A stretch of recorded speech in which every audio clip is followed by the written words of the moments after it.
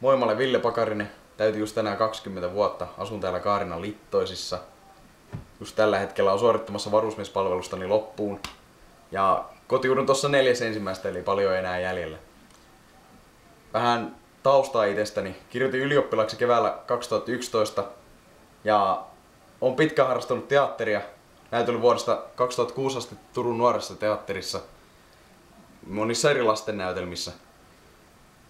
Ja muuta esiintymiskokemusta on tullut sitten muumimaailmasta. Olen siellä ollut kesätöissä. Näyttelin eri muumihahmoja, muun muassa Nuuska Muikkusta YMS. Ja lisäksi on tehnyt yhden opetusvideon Twisted Filmsille. Se on semmoinen Pelastakaa lapset ry-pätkä, missä kerrottiin netin vaaroista. Tulevaisuuden haaveita olisi päästä opiskelemaan tonne teatterikorkeakouluun. Saisi tästä rakkasta harrastuksesta itselleen ammatti. Ja eipä tässä oikeastaan muuta. Toivottavasti nähdään Tampereella. Morjes!